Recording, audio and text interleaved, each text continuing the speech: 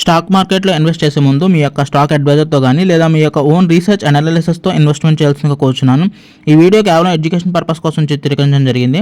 We are not responsible for your trading and investment. Also we are not SEBI registered అండి. So hi అండి, అందరికీ నమస్తే. నేను మీ మొలగపాటి తెలుగు ట్రేడర్. సో ఏంటి అంటే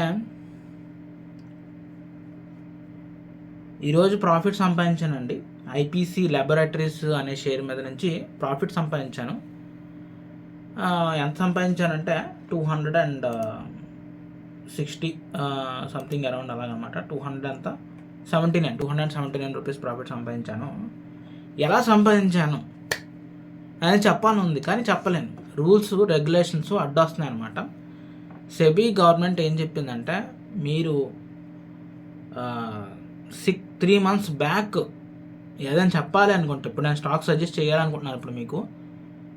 ఇప్పుడు నేను ఎలా చెప్పాలంటే 3 months బ్యాక్ నుంచి నేను దీన్ని అబ్జర్వ్ చేస్తున్నాను గైస్. అందుకని అబ్జర్వ్ చేసి ఈరోజు ట్రేడ్ చేశాను.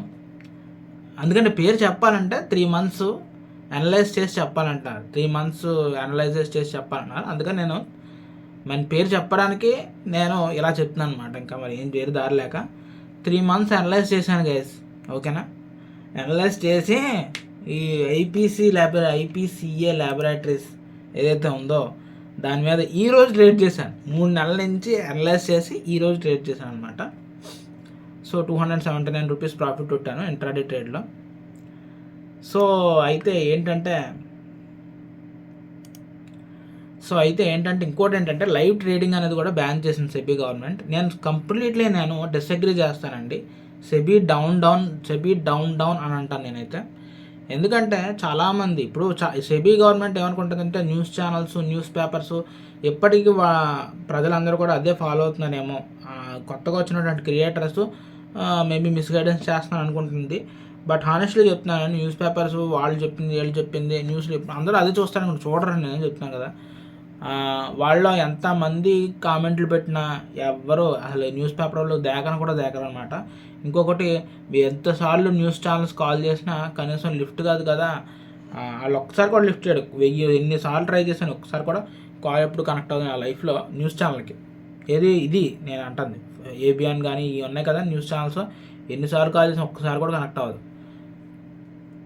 అదే క్రియేటర్ వీడియో కింద కామెంట్ పెట్టండి, రెస్పాండ్ అవ్వకపోతే నన్ను అడగని చూద్దాం. మీరు ఒక యూట్యూబర్ కింద కామెంట్ పెట్టి రెస్పాండ్ అవ్వమని పెట్టండి చూద్దాం. రెస్పాండ్ అవ్వకపోతే నన్ను అడగని చూద్దాం. సో అది పరిస్థితి అనమాట. సో ఈ విధంగా తయారైంది. సో ప్రాఫిట్ అయితే ఇదనమాట. సో ఎలా జరిగింది ఏంటని చెప్పలేను. లైవ్లో లైవ్ చాట్ చూపించలేను. చూపిస్తే 3 నెలల క్రితమే చూపించాలి. సో ఈరోజు చేసిన ప్రాఫిట్ 3 నెలల క్రితం ఎలా చూపించగలను అంటే పేరు చెప్పడానికి 3 months అంటున్నారు కాబట్టి నేను 3 months క్యాజువల్గా చెప్పాను. 3 months అనలైజ్ చేసి చెప్పానండి. అనలైజ్ చేసి ప్రాఫిట్ సంపాదించానని చెప్తున్నాను. పేరు చెప్పాలి కదా, మరి పేరు కూడా చెప్పకపోతే ఇంకా చెప్పను. అది ఇంకా బ్లాగ్ టైప్ చేసుకోవాలన్నమాట. సో అదనమాట. So completely disappointed with SEBI government new rules అనమాట. అయితే అందరూ ఏమన్నారంటే అడాప్ట్ చేసుకోవాలి ఈ ఇష్యూస్ని, సో ఈ న్యూ రూల్స్ని. ఎందుకంటే దీన్ని వైలేట్ చేస్తే కూడా చాలా డేంజర్ అండి. ఇది క్రైమ్లోకి వస్తుంది అనమాట. ఎందుకంటే మీరు కావాల్సి చూడండి, ఎన్కేఎస్ ట్రేడింగ్ ఛానల్ కూడా గ్రాఫులు చూపడం ఆపించేసింది. డే ట్రేడర్ ఛానల్ కూడా అదేంటిది ఆపేశారు. సో అన్ని ఛానల్స్ కూడా ఆపేశారు అనమాట. ఇది ఇలాగా చూపించడం. ఓకే, సో నేను కూడా ఆపేస్తున్నాను. బట్ ఏంటంటే ఇంకెలా వ్లాగ్ రూపంలో చెప్పాలి. ఇంకా ఇంకేంటంటే ఫైన్ ఇన్ఫ్లుయెన్సర్ కాస్త ఎంటర్టైన్మెంట్ ఇన్ఫ్లుయెన్సర్స్ అయిపోతారు. ఇది చాలా సీరియస్ టాపిక్స్. ఏది ఫైనాన్స్ సంబంధించినవి చెప్పడానికి. నాలాంటి క్రియేటరు ఎలా చెప్పమంటే చెప్తాను నేను, నాకేం ప్రాబ్లం లేదు. ఎంటర్టైన్మెంట్ పాయింట్ ఆఫ్ వ్యూ చెప్తాను నేను కావస్తే.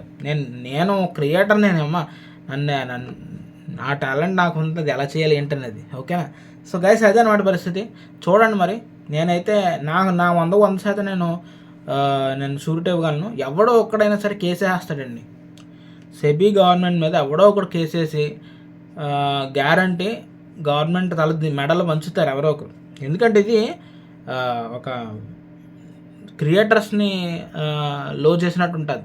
వాళ్ళు క్రియేటర్స్ రెవెన్యూ మీద కూడా దెబ్బతీసినట్టు ఉంటుంది. మీరు ఎలా మార్చుకోవాలి అంటే ఇప్పుడు సెబీ గవర్నమెంట్ ఏం చెప్తుంది, సెబీ రిజిస్టర్డ్ పర్సన్స్ మాత్రమే కాల్స్ ఎలాంటి చార్ట్లు చూపించచ్చు అన్నారు. అంటే వాళ్ళు ఇచ్చేది 100% ప్రాఫిట్స్ వస్తుందా అంటే రిటైలర్స్ని సేవ్ చేయాలని ఉద్దేశంతో అంటున్నారు కాబట్టి, అంటే 100% వాళ్ళు ప్రాఫిట్స్ ఇవ్వగలరా? వాళ్ళు కూడా లాసెస్ ఇస్తారు ఒక్కోసారి. అదే మేము కూడా లాసెస్ ఒకవేళ జరుగుతుంది అంటే బిజినెస్ అంటేనే ప్రాఫిట్ అండ్ లాస్ రెండు ఉంటుంది. అదేంటది?